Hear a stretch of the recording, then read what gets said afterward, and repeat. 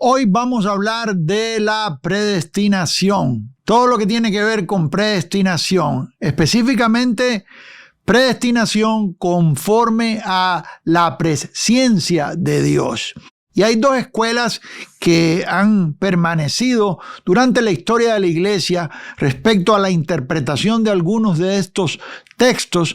Una es la escuela arminiana y otra es la escuela calvinista. Y todo tiene que ver exactamente con el concepto de que si el hombre es elegido conforme a su gracia soberana o conforme al preconocimiento de su decisión humana.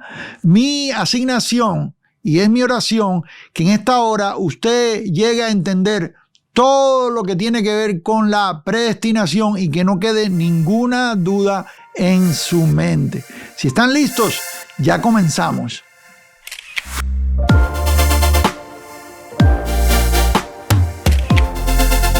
Es una bendición estar juntos de nuevo, amados, estudiando la palabra de Dios como lo hacemos cada jueves. Saludos a todos los que se conectan desde cualquier lugar del continente. Gloria a Jesús, es un gozo estudiar el texto bíblico, crecer en el conocimiento de Dios. Y para mí es bendición que podamos hacerlo juntos. Hoy estamos hablando de predestinación y nos han llegado muchas preguntas durante los últimos meses en cuanto a lo que es la elección de Dios. Y existen algunas cosas que quisiéramos aclarar de antemano, porque hay dos escuelas y para los que son nuevos en el Evangelio y no conocen mucho de este lenguaje, de lo que tiene que ver con teología, yo no quiero complicarlo, quiero mantenerlo de una manera sencilla, lo más sencillo posible para que todos podamos comprender estos conceptos que a veces tienden a ser un poquito complicados. Y cuando hablamos de lo que es calvinismo y arminianismo, porque estas son las dos divisiones principales que han existido dentro de la iglesia cristiana. Quiero decir, dentro de las columnas de la ortodoxia, de la fe correcta, de la sana fe cristiana. Y no quiere decir que un grupo esté en error o el otro grupo está en error, porque esto es un diálogo que ha permanecido dentro de la iglesia por siglos. Aunque en el conocimiento de esto podemos llegar a mucha libertad y a vivir con una conciencia limpia y gozarnos tremendamente con un entendimiento más claro de lo que es la gracia de Dios. Y para mí es importante que entendamos cómo es que el Señor nos eligió, cómo funciona la predestinación. Hay un texto clave que usan los arminianos para decir que esta elección, arminianos vienen de Jacobo Arminio, un teólogo antiguo que expuso estos principios. No estamos hablando de que si la salvación se pierde o no se pierde, porque hay un mal concepto de esto. Hay personas que creen que el arminianismo predica que la salvación se pierde y no es así. El arminianismo también cree en la eterna seguridad, de la misma manera que el calvinismo. El calvinismo viene de Juan Calvino, que fue un reformador que Dios usó para ordenar algunos conceptos en cuanto a la salvación por fe solamente. Que ya estaban estos conceptos viajando dentro de la cristianidad por siglos. No estamos hablando ni de la Reforma, estamos hablando, si usted se va atrás a teólogos antiguos, como por ejemplo San Agustín. Ya Agustín creía en la justificación por fe solamente desde siglos antes, mucho tiempo antes de la Reforma. Estamos hablando al principio de la iglesia. Pero en la Reforma viene la revelación, toma poder, toma claridad, la revelación de la justificación por fe solamente. El justo vivirá por la fe. Y el mismo Lutero, que no fue el primer reformador, dicho sea de paso, tampoco. Hubieron otros reformadores antes que Lutero. Pero el papel de Lutero es principal, es primordial dentro de la Reforma. Y Lutero entiende que el hombre vivirá por la fe. Cuando recibió la revelación de ese texto le fue alumbrado, entendió que el hombre es justificado por gracia, por medio de la fe y no por obras, como lo dice Efesios capítulo 2, verso 8. Pero Calvino toma estas doctrinas que ya estaban entre los reformadores, que estaban siendo aclaradas, y las ordena, y de ahí viene el calvinismo. Exactamente las ordena en 5 puntos principales. Yo no estoy hablando hoy exactamente de lo que es la doctrina calvinista, pero estamos haciendo la diferencia entre lo que creen estas dos escuelas en cuanto a lo que es predestinación.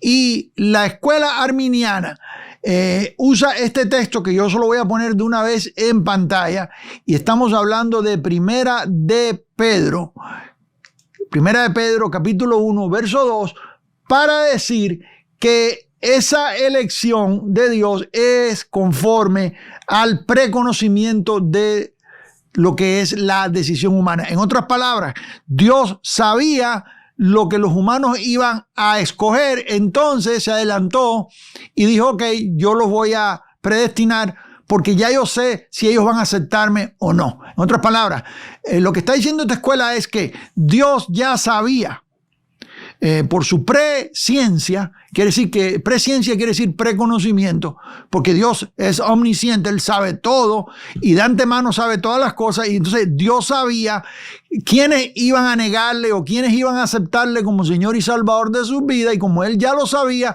entonces Él lo que hizo fue que conforme a ese conocimiento, los eligió. En otras palabras, esa elección estaría basada no en la gracia soberana de Dios, no en que Dios diga, escojo a este para salvación y a este no, sino en que Dios ya sabía quiénes lo iban a negar. Esto es lo que dice la iglesia arminiana. Yo le voy a decir lo que dicen los arminianos, lo que dicen los calvinistas, y le voy a decir lo que yo creo exactamente, después de años de estar orando, estudiando y experimentando esto.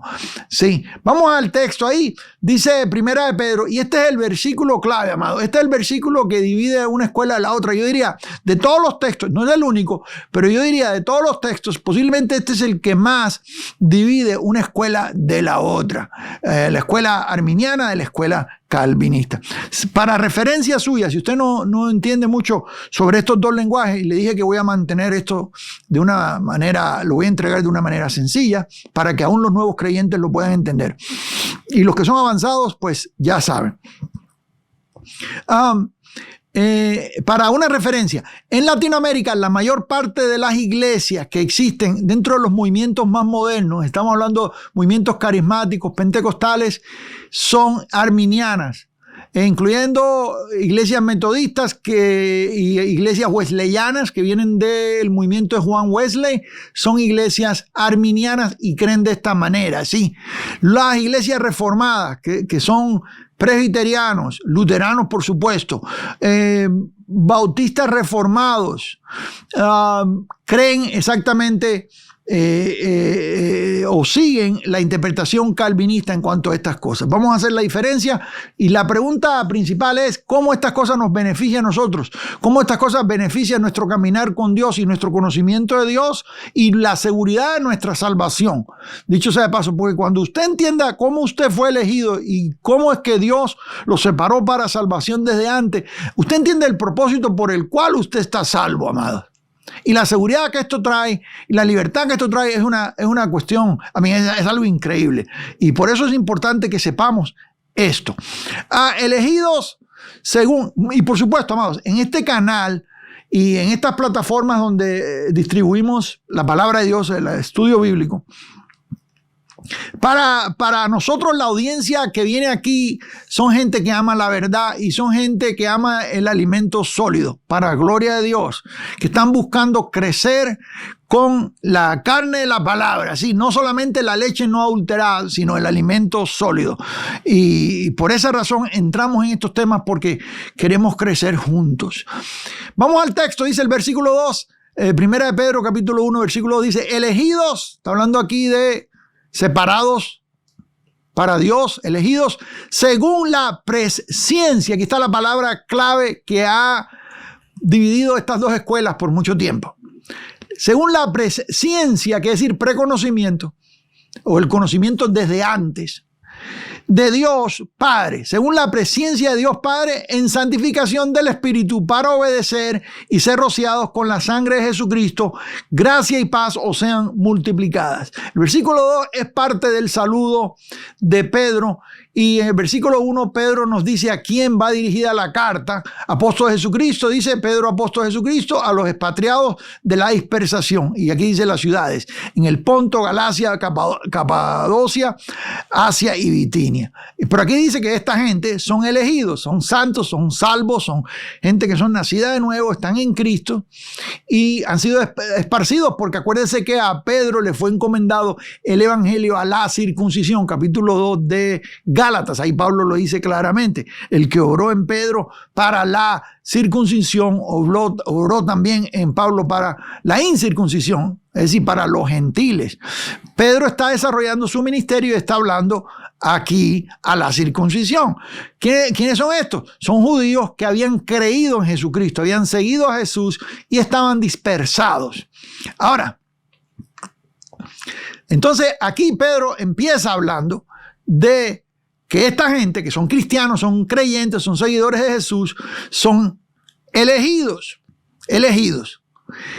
Pero esta elección es según la presencia. Entonces, para nosotros aquí lo importante es interpretar qué significa esto, de que son elegidos conforme a la presciencia o el preconocimiento de Dios. Vamos a ver las dos escuelas, vamos a romper esto y lo voy a traer a la guía de estudio conmigo. Si usted no tiene la guía de estudio, descárguela, es totalmente gratis y ahí está el enlace en la descripción. Ahí están los textos bíblicos, mis notas, ahí está, hay algunas referencias y otro material que usted puede también descargar y es todo gratis. Sí, bueno, dice en la guía de estudio, lo tengo aquí, déjeme abrirla aquí rapidito. Y aquí yo anoto las diferencias. El arminiano usa el texto para decir que Dios sabía desde antes quién le iba a aceptar, entonces basado en ese preconocimiento lo eligió. En otras palabras, de acuerdo a esta interpretación,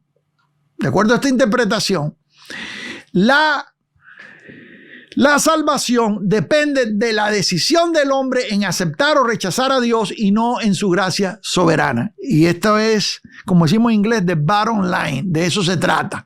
El arminiano dice, Dios, ya le dije antes, pero se lo voy a repetir.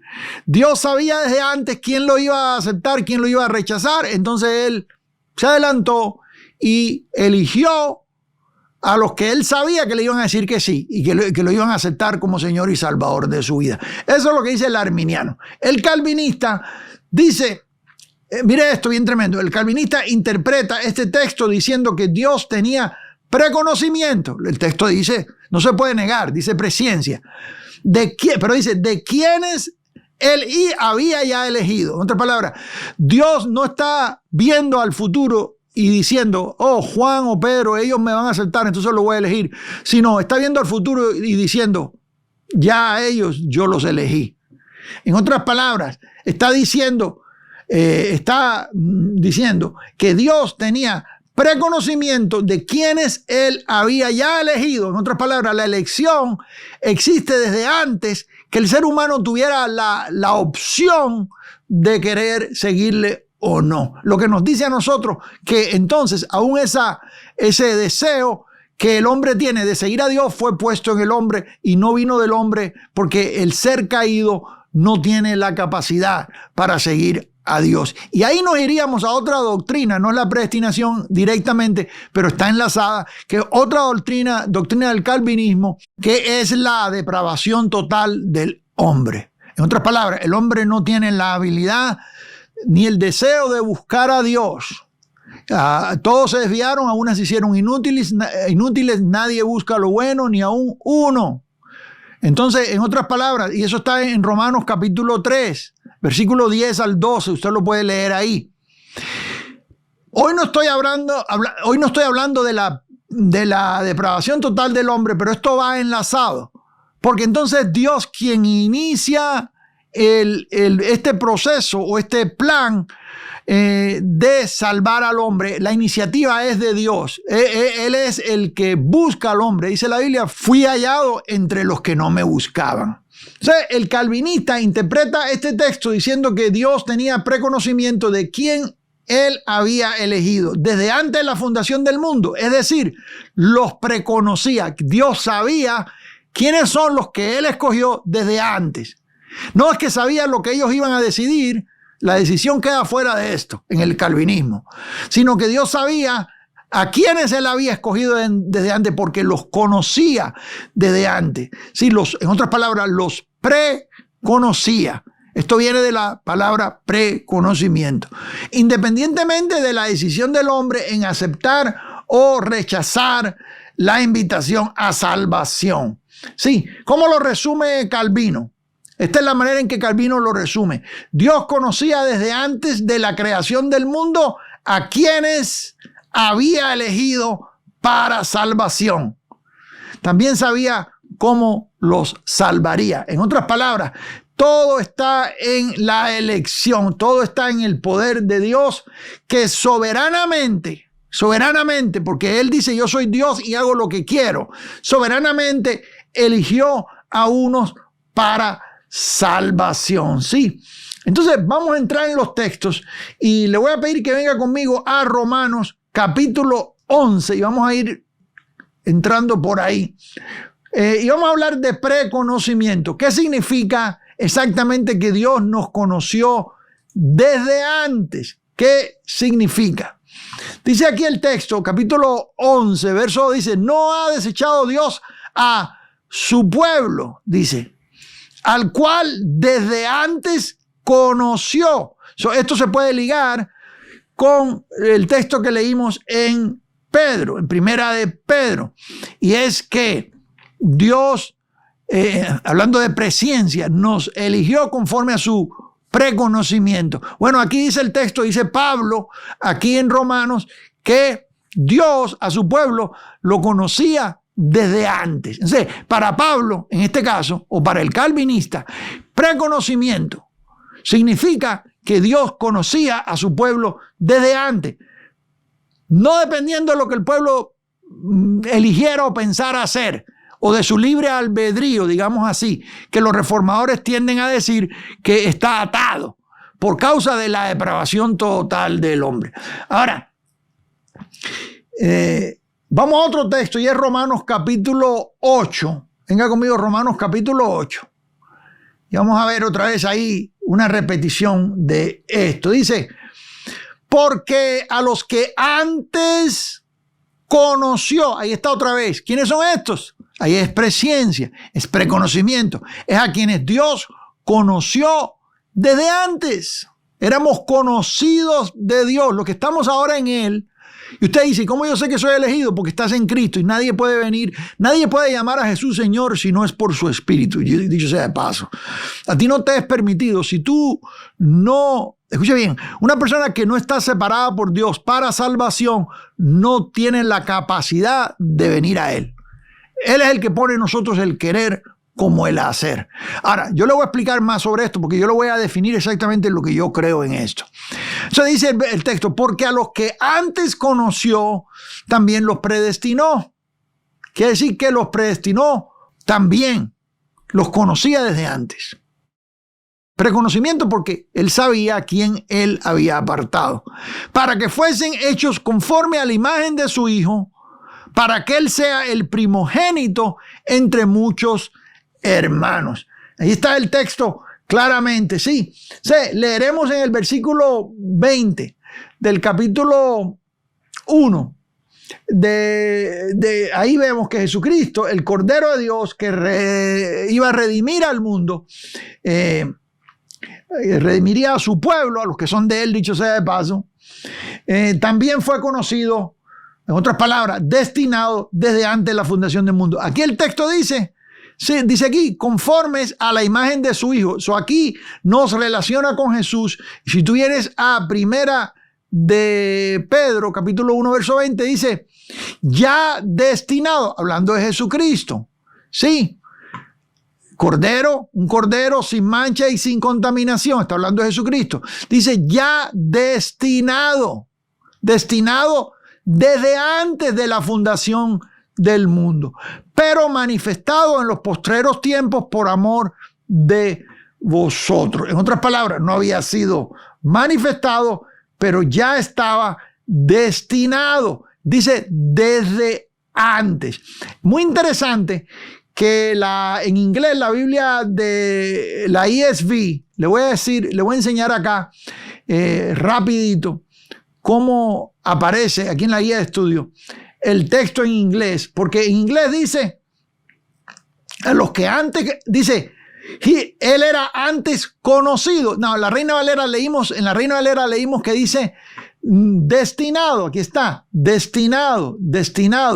Pero en inglés, la ESV dice, ESV quiere decir English Standard Version, dice, he was foreknown, quiere decir que estaba conocido desde antes. Known es conocer, know es conocer, known significa conocido. For quiere decir antes. Quiere decir que Jesús era antes conocido. Dice, ¿antes de qué? Antes, before, antes de la fundación del mundo. En esa parte es lo mismo que leímos en la Reina Valera 1960, pero nosotros vemos que la palabra destinado aquí dice antes conocido. Y eso es muy importante saberlo, es muy importante saber la diferencia. ¿Cuántos están conmigo aquí? Vamos a ir avanzando. Sí. Entonces, preconocimiento en 1 Pedro 1:2 significa no significa solo que Dios conocía desde antes qué decisión el ser humano iba a tomar, porque ciertamente también eso lo conocía.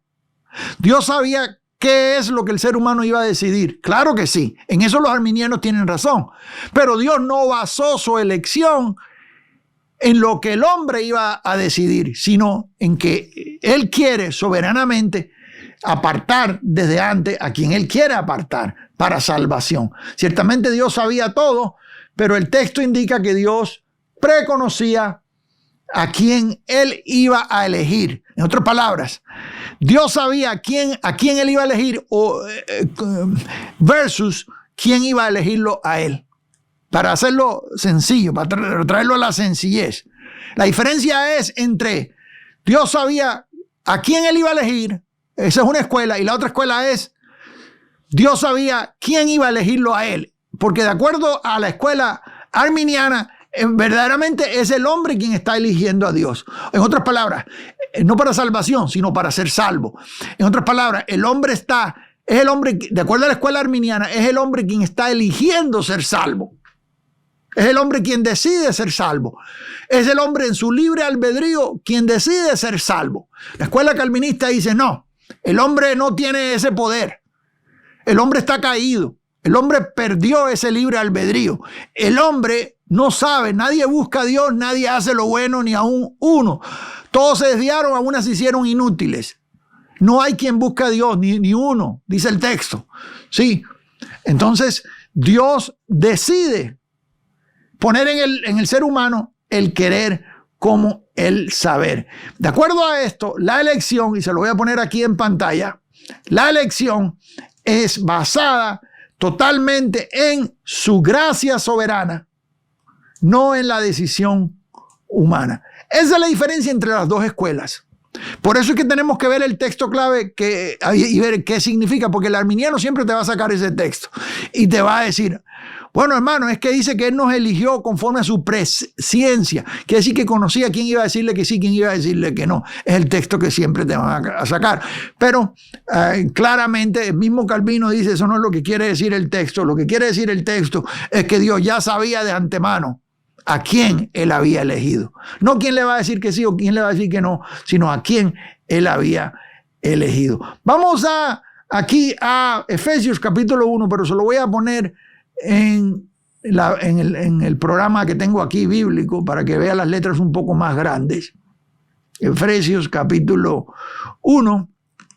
Vamos a extendernos más en esto. Dice, según nos escogió en Él antes de la fundación del mundo. O sea, aquí está diciendo el texto claramente, no que él vio al futuro a ver si tú le decías que sí o que no, sino que él deliberadamente escogió a quien él quiso escoger, porque él es soberano y él hace lo que él quiere.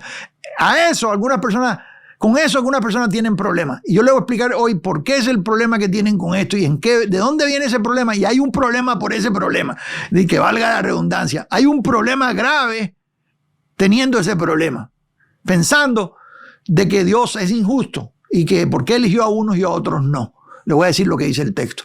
Dice el texto aquí, según nos escogió en Él, quiere decir dentro de Él. Cuando usted vea la frase en Él una y otra vez, especialmente Colosenses, amados, eso dice mucho de quiénes somos nosotros en Cristo.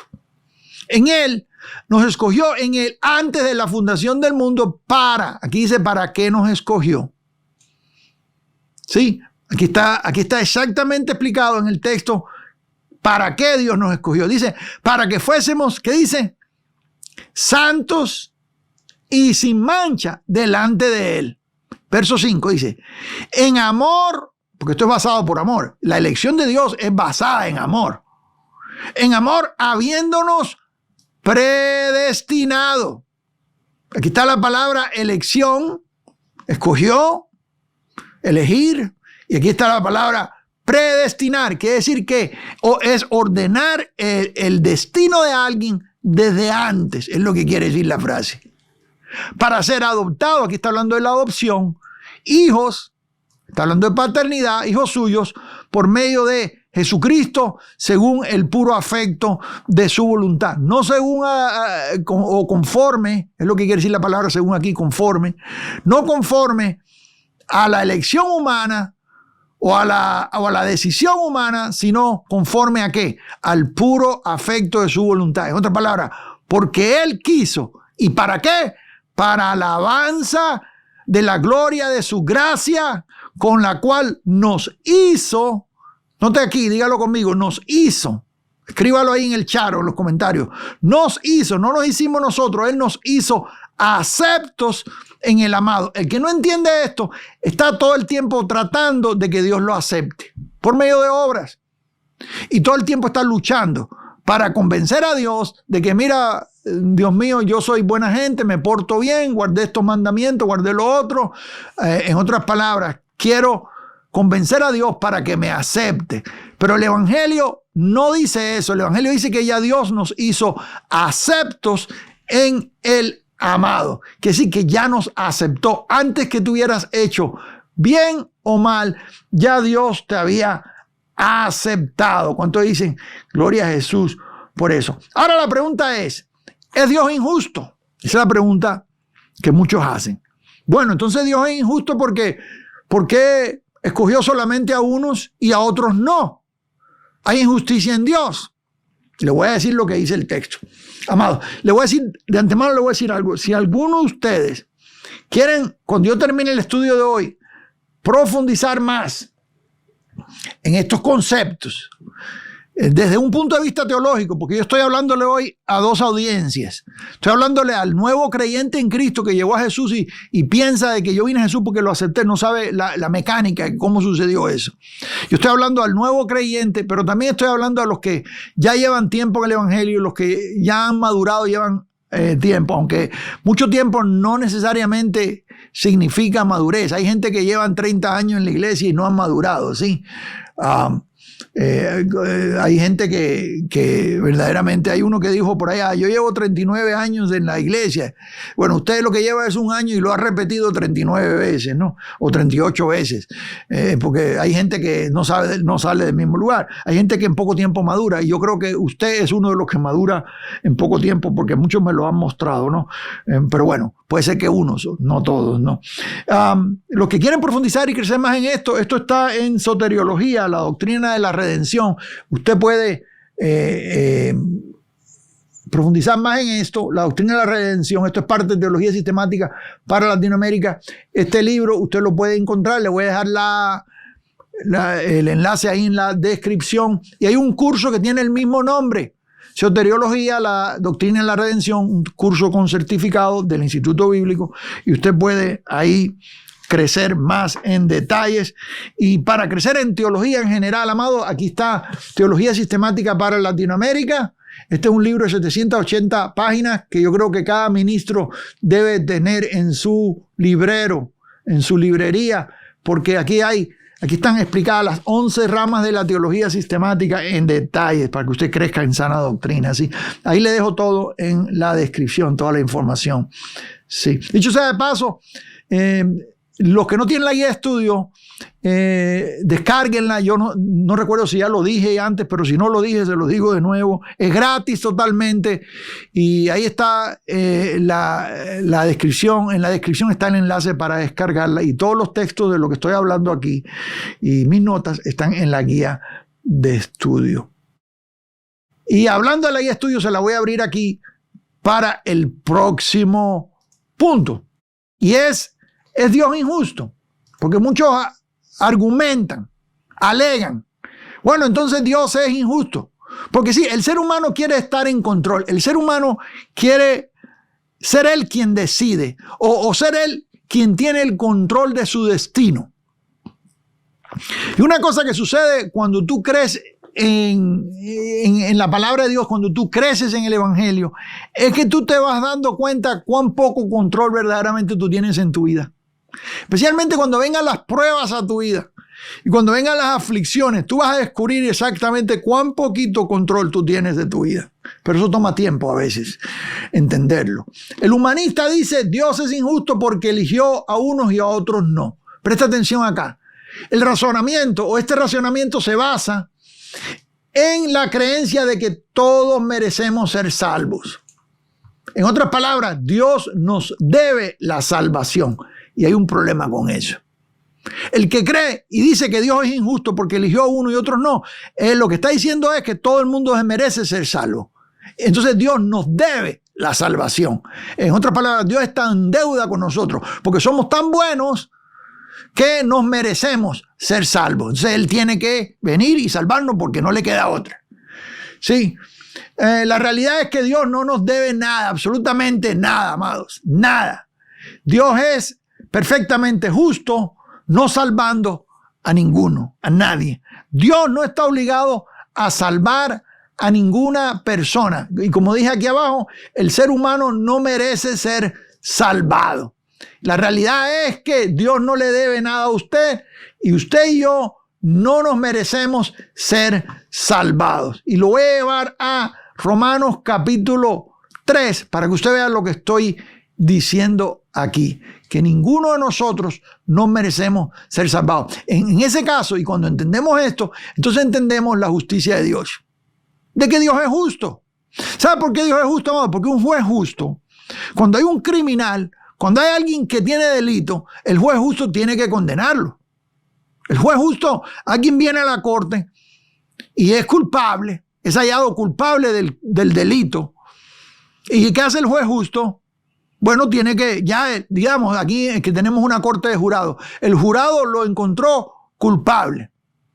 Ahora el juez tiene que editar una condena, decir, bueno, le voy a dar tantos años de prisión, lo que sea. Porque eso es lo que es justicia. Sí, tiene que hacerse justicia. Porque aquella persona cometió un crimen, tiene que pagar por el crimen que hizo. De igual manera, Dios es justo. Y nosotros nos apartamos, nos hicimos inútiles.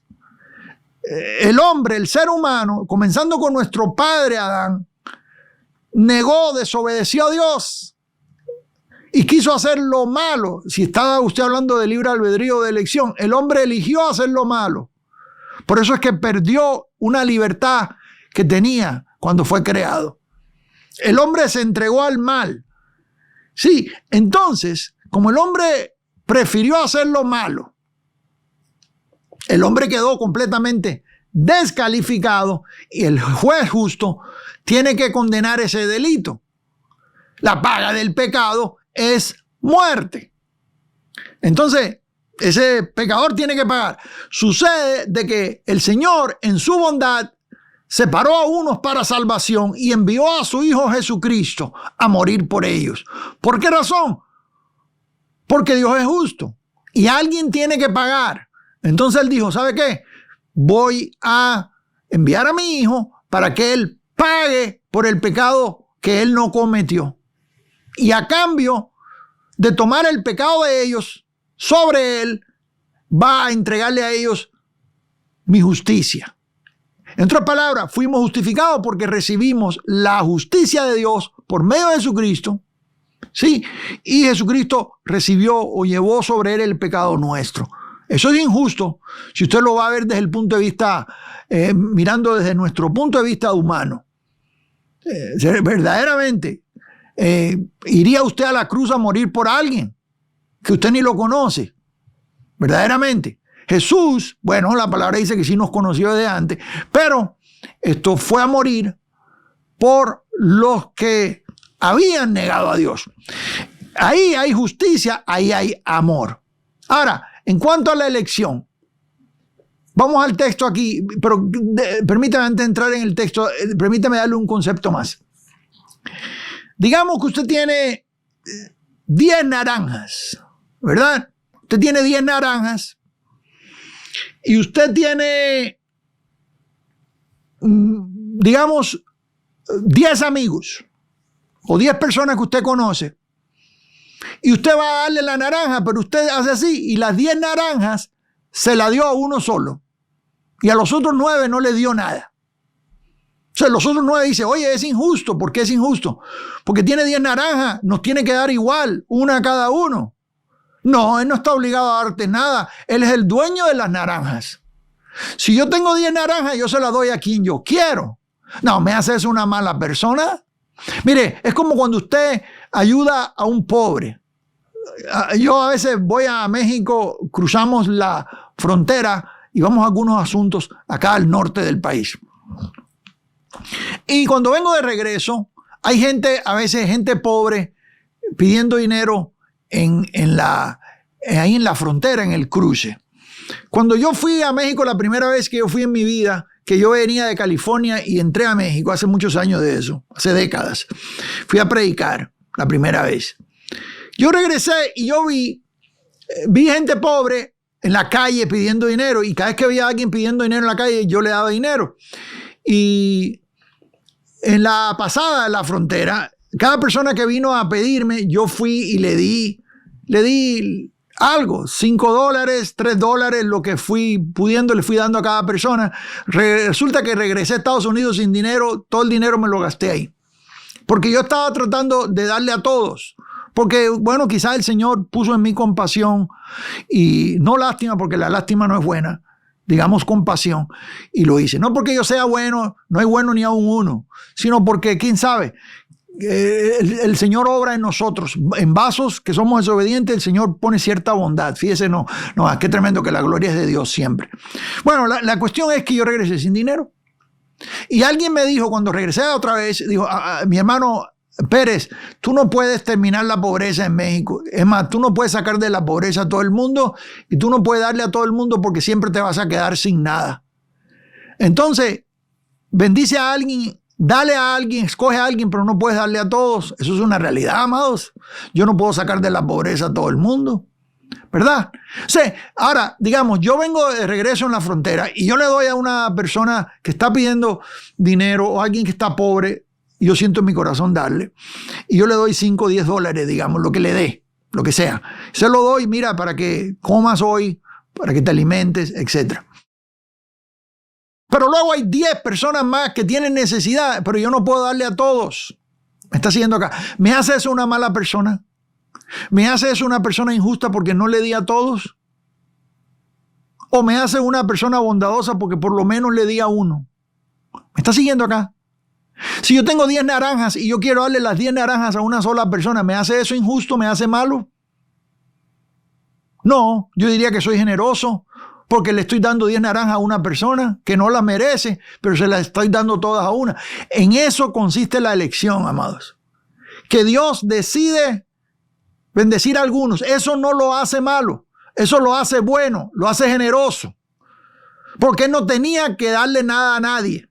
El Señor no tenía que elegir a nadie, Él no tenía que salvar a nadie porque todos pecamos. En otras palabras, Dios no nos debe salvación. Él no está en deuda con nosotros. Yo creo que eso nos ayuda a nosotros a entender la elección. ¿Cuánto dicen gloria a Jesús por eso? Sí, vamos al texto, vamos a respaldar esto con el texto bíblico, sí. Hablando de lo mismo, a Pablo le han cuestionado. Entonces, ¿qué pues? Dice el versículo 9. ¿Somos nosotros mejores que ellos? Hablando de los que están elegidos con los que no están elegidos. Sí. En ninguna manera. Pues ya hemos, y está hablando Dios, miren tremendo, Pablo está hablando de judíos y gentiles, amados. Algunos se van por la tangente y dicen, está hablando de elección nacional. No, está hablando de personas en particular. Y de la salvación que viene a ambos de la misma manera. Pero mire esto, ¿somos nosotros mejores que ellos? En ninguna manera, pues ya hemos acusado a judíos y a gentiles que todos están bajo pecado. Diga conmigo, todos. En otras palabras, ni los judíos se merecen ser salvos, ni los gentiles se merecen ser salvos. Todos se merecen castigo eterno. Amados, todos nos merecemos castigo eterno, pero Dios, que es justo, en su soberanía decide salvar a algunos. ¿Por qué razón? Yo no sé. ¿Me está siguiendo acá? Dios no tiene que explicarme por qué, porque Él es Dios. Sus pensamientos son más altos que mis pensamientos. Dios no tiene por qué darme explicación. Quizá un día, cuando estemos en la eternidad con Él, en cielos nuevos y tierra nueva, algún día nos explique. Es posible. No sé. Sería interesante. Pero no tiene por qué hacerlo porque Él es soberano y Él no nos debe ninguna explicación. Pero Dios sabe la razón por la cual Él hace lo que hace. Y lo que tú tienes que hacer es confiar. Tú y yo tenemos que confiar de que Dios es amor, la palabra lo dice, y todo lo que hace lo hace motivado por amor. Y la elección es motivada por amor. Por amor hace lo que está haciendo. Y eso me hace a mí a no cuestionar a Dios, porque yo digo, no que solamente Dios sabe todo porque Él es omnisciente, sino que Dios también es amor. Y todo lo que hace es motivado por amor. Por alguna razón, Él no eligió a todo el mundo. ¿Me está siguiendo acá? Pero Dios es justo. Todos merecíamos perdición eterna, pero Dios es justo. Sí, y es generoso, y es bueno. Y entonces decidió salvar a aquellos que Él conoció desde antes. Pero mire lo que dice Pablo aquí. Hemos acusado de que todo el mundo está descalificado. Hemos acusado a judíos y a gentiles que todos están bajo pecado. Nadie tiene ni el derecho ni el poder de exigirle a Dios algo. Entonces, el versículo que sigue dice, versículo 10, ¿cómo está escrito? No hay justo. Y esto está en el texto antiguo, amado. Esto lo encontré el otro día yo en los Salmos, leyendo también. No hay justo ni a uno. No hay quien entienda. No hay quien busque a Dios. Para los que dicen que se van al retiro a buscar a Dios. No, nos vamos a ir a la montaña a buscar a Dios. No, que estoy buscando a Dios. Oh, ese hermanito busca a Dios. No, amado, la Biblia dice que nadie busca a Dios. Nadie busca a Dios. Y hoy en día, después que estás redimido, si tú buscas comunión con Dios es porque Él puso en ti el deseo. La gloria es de Él totalmente. No nació de ti. Él puso en ti. Él es el que pone el querer como el hacer. El deseo Dios lo puso en ti. Cuando yo leo la palabra y tengo amor por leer la palabra, es porque es un amor que Él ha puesto en mí. No nace de mí. No hay quien busque a Dios. Escríbalo ahí. No hay quien busque a Dios. No hay quien entienda, no hay quien busque a Dios. Venga conmigo. Todos, judíos y gentiles, todos nosotros, los que son parte de Israel y los que somos parte de todas las naciones, todos, eso te incluye a ti, eso me incluye a mí. Todos se desviaron, todos nos desviamos. A una se hicieron inútiles. Por eso es que cuando llegamos al galardón solamente somos siervos inútiles. Que Dios en su misericordia quiso darnos algún galardón por lo que hicimos mientras estábamos en el cuerpo, obedeciendo a un deseo que Él mismo lo puso en nuestro corazón. Que sí, que todo es de Él, amados. Pero mira lo que dice el texto. Todos se desviaron. Diga, yo me desvié. Dígalo conmigo, yo me desvié. Aún así hicieron inútil, dígalo. Me hice inútil. Si está viendo este programa con alguien en su casa, voltéese y dígale al que está al lado suyo, Dios nos hizo inútiles. Eso es para que no le diga que es un inútil, no. Dios nos hizo inútiles. Bueno, nos hicimos nosotros inútiles. Si usted quiere hablar de voluntad humana, el hombre pecó en el Edén. Dice, no hay quien haga lo bueno. Nadie hace lo bueno. No hay ni siquiera uno. Eso es depravación total. Ahí está claramente la doctrina de la depravación total del hombre. Le digo algo, y esta doctrina usted la va a encontrar por todas partes en el texto bíblico. Sí. Ese texto que acabo de leer usted lo va a encontrar en Salmo 14 del 1 al 3 y luego lo va a encontrar en el Salmo 53 del 1 al 3 también. Entonces Pablo tuvo que lidiar con el mismo cuestionamiento. Venga conmigo a Romanos. Vamos a Romanos capítulo 9. Dice el verso 14. ¿Qué pues? Diremos que hay injusticia en Dios. Mire esto, porque ya había gente en ese siglo que estaba cuestionando a Pablo. Estaba diciendo, ¿cómo vas a decir eso? Está diciendo que Dios es injusto porque no escogió a todo el mundo. ¿Qué pues diremos? ¿Que hay injusticia en Dios? En ninguna manera, en ninguna manera. Pues a Moisés dice, mire amado, el decreto de elección. Si usted quiere entender la elección, mire esto aquí bien tremendo.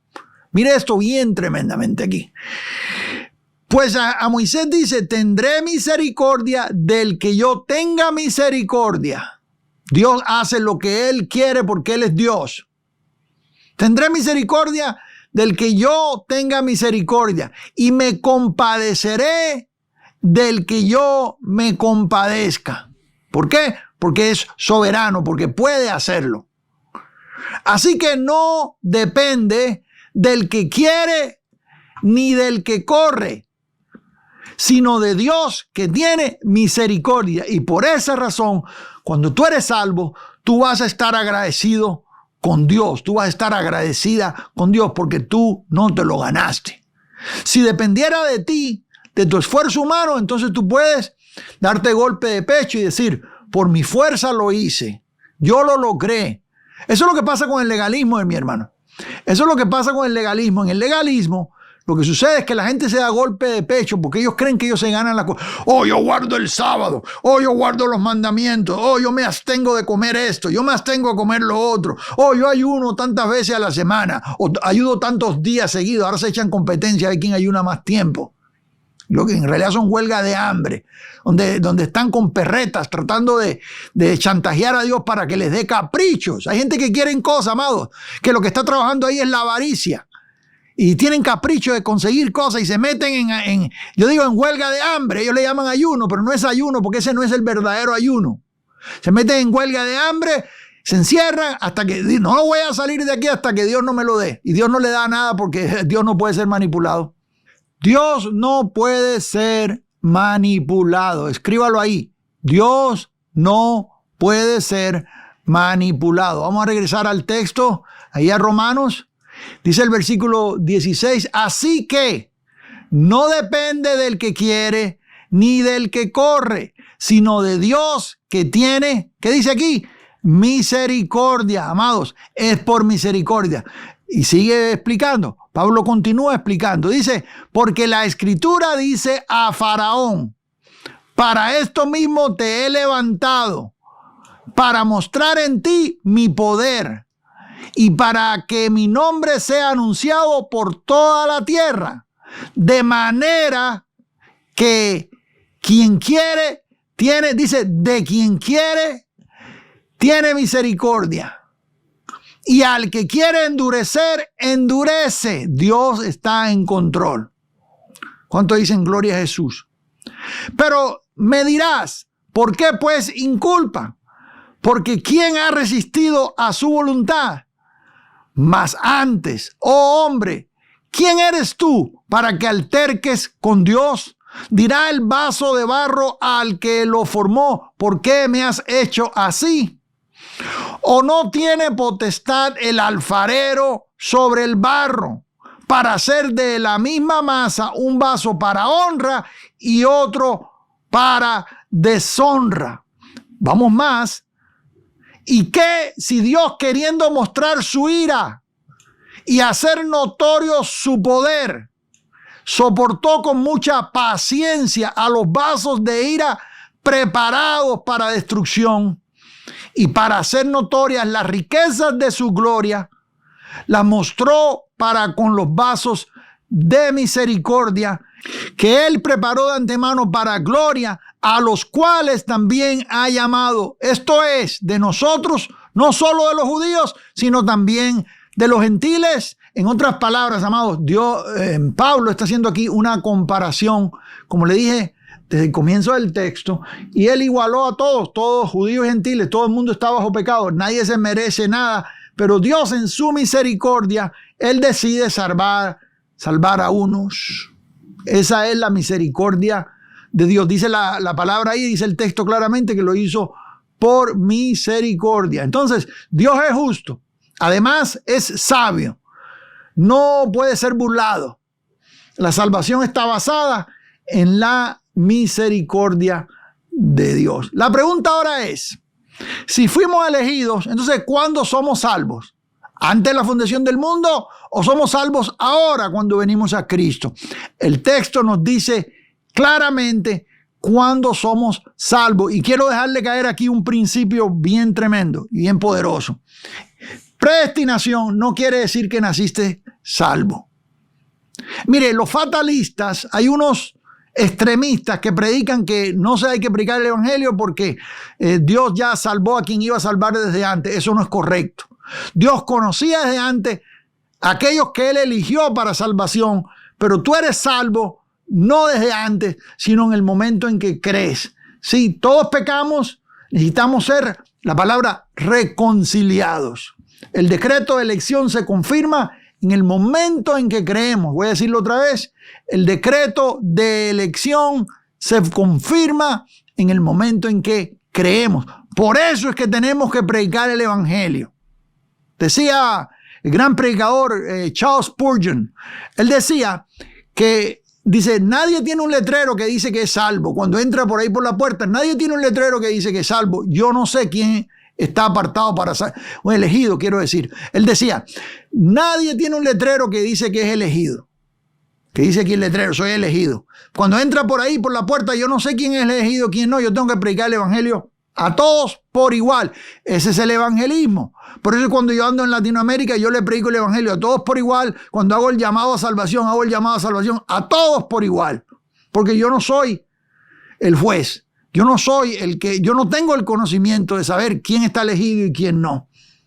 Amado, la elección se confirma cuando tú haces el llamado y los que están apartados para salvación vienen a Cristo. Los que habían de ser, como dice Hechos, añadidos a la iglesia. Los que habían de ser añadidos a la iglesia. Entonces, el decreto de elección se confirma en el momento en que creemos. Se lo voy a comprobar aquí otra vez en el texto y le voy a pedir que venga conmigo a Juan. Vamos a Juan, el libro de Juan, Evangelio de Juan, Evangelio histórico de Juan, capítulo 3, versículo 36. Dicho sea de paso, yo me convertí a Cristo con este versículo. Este fue el texto que me trajo a mí a Cristo. Este y Juan 5:24, esos dos versículos. Alguien me los dio y cuando me los dio, eso es lo que necesitaba. Dice, el que cree, diga conmigo, cree. El que cree en el Hijo tiene vida eterna. Es decir, para siempre. Pero el que rehúsa creer en el Hijo no verá la vida, sino que la ira de Dios está sobre él. Entonces ahí el texto claramente te está diciendo, el que cree tiene vida. Dice, bueno, entonces si yo creo, aunque no sea elegido, voy a ser salvo. No, no funciona así. Vamos al próximo texto y ahí nos va a explicar exactamente Juan lo que dice aquí. Bueno, en el Evangelio de Juan, el Señor es el que está hablando, ¿no? Jesús, en los días de su carne. Dice, todo lo que el Padre me da, vendrá a mí. ¿Quién viene a Cristo? Todo, no todo el mundo.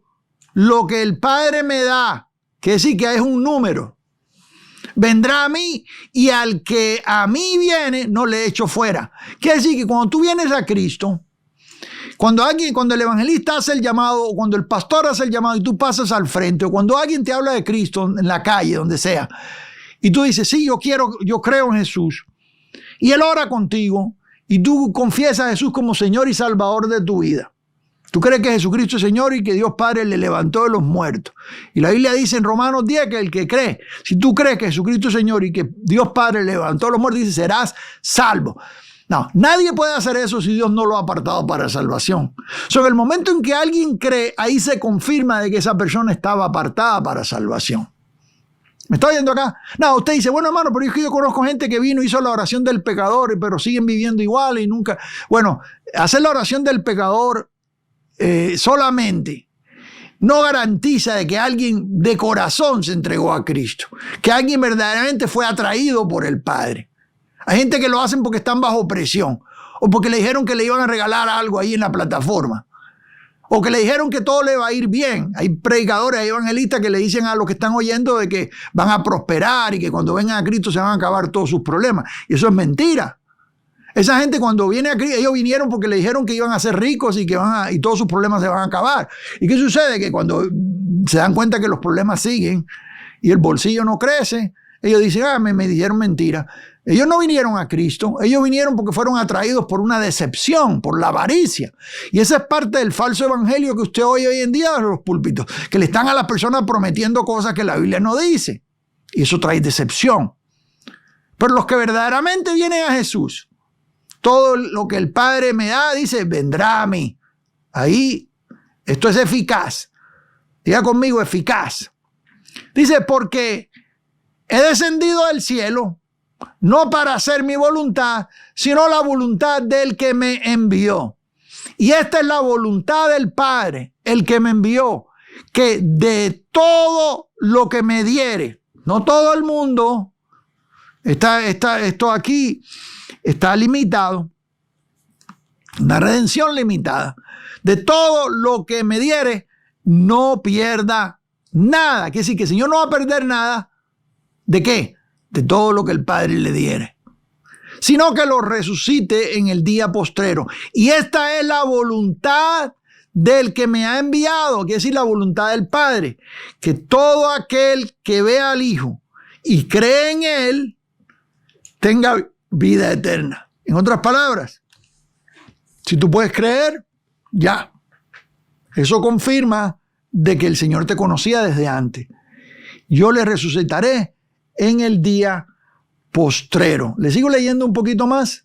Sí, véngase al versículo 44. Aquí mismo, 44. Dice, ninguno puede venir a mí si el Padre que me envió no le trajere. Por eso es que unos responden al llamado de salvación y otros no. Esa es la pregunta, amado evangelista. Cuando usted hace el llamado, unos vienen y otros no. Usted dice, ¿por qué a unos les interesa, a otros no les interesa? Es que son malos, no quieren. No, amados, todos somos malos. Lo que sucede es que algunos, el Espíritu Santo no los llamó. Ninguno puede venir a mí si el Padre que me envió no le trajere. Si el Padre no lo atrae, no viene. No importa cómo tú pintes la salvación, no importa si te pones de cabeza con los pies para arriba, no viene. Bueno, si le empieza a prometer cosas falsas a la gente, vienen, pero no vinieron a Cristo, vinieron a las cosas que tú le estás prometiendo. Ese es el síndrome de Santa Claus. Baja por la chimenea, déjame aquí todos los juguetes y vuélvete a ir. Porque hay gente que viene a la iglesia porque quieren las cosas que les están prometiendo. No quieren a Dios, no están buscando a Dios, quieren cosas. Pero esos, el fruto va a decir exactamente con el tiempo que no eran. Dice aquí, yo le resucitaré en el día postrero. Y si te vienes al 47, versículo 47, después en su casa usted lea todo el capítulo. De cierto os digo, el que cree en mí tiene vida eterna. El que cree en mí tiene, ¿qué dice? Vida eterna. ¿Por qué? Bueno, tiene vida eterna porque pudo creer. ¿Y por qué pudo creer? Porque había sido apartado para salvación. Si tiene más preguntas, déjelas ahí en los comentarios, amados. Y Aquí le voy a dejar más. Si no se ha suscrito al canal, hágalo acá. Seguimos adelante. Bendiciones.